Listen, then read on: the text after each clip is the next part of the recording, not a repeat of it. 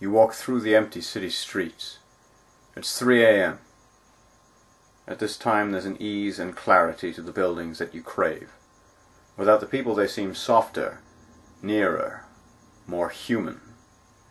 They wait and listen in the darkness, and you feel like somehow they know you better than anyone ever has. They unfurl their daylight coats and slacken the tightness of their lines. At last they are unseen. At last they are seen. You turn the corner. You like that you can hear the neat clatter from the stairs when your footsteps fall, the buzz of the light at the 24-hour convenience store, the way the passing of a car on the road becomes uncommon. You've just finished your shift at the hospital. You enjoy working nights. There's more silence in which to think, more space that becomes uncovered, more things that are open and seen. Time lasts longer. The slowness of it drips.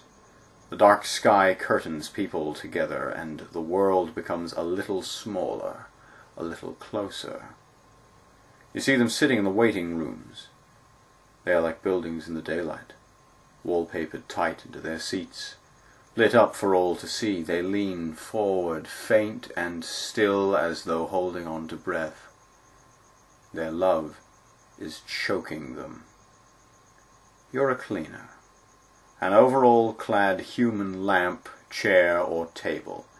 You step unnoticed through the hallways, and unlike the street, in here, you like the way your footsteps glide silently, and how you become like the passing of a car on a busy road. You don't love your job, it doesn't challenge or thrill you, but you know it, and it's safe. It's like a nursery rhyme you learned as a child, the view of the ceiling from your bed. It'll always be the same. People have asked you before how you can work in a place with so much death. You spend your days mopping up blood, vomit, and urine. The smells of nervous sweat and fresh decay bead in your nostrils, drip down your chin and soak into your clothes. You vacuum the carpet that is worn from pacing steps, empty the bins full of tear-shredded toilet paper. You guess you must have cared, once. But now the coming and going of severed life leaves you somewhat lacking. You wear a uniform, white, devoid of distinction, yet similar to the one surgeons wear, if a few shades lighter. Like a surgeon, you earn your wage from the ruin of the human body, yet unlike a surgeon, there's nothing you do that couldn't be done by someone else, in a heartbeat. You're an older man, closer to 60 than 20. But being so near to death all the time makes you feel somewhat ageless. Your body takes on an extra supple spring. Even the lines on your face seem to smooth and glisten in the reflection of those white floors. You like the arrivals and departures the best. Those moments in the doorway when you could be anybody. You could be a doctor, going home after a 14-hour shift, where you've saved dozens of lives. You're strong and capable, educated and wealthy, a savior of society. A saint. You could be a patient, about to receive treatment, or recovered and set free. A sacred artifact, set behind glass. You sit apart, in another time and place, glimmering behind your barrier. You are a reflection, but nobody can truly know you. You are beauty and warmth, but nobody will touch you, for fear that you might break. Or else, you are the grieving.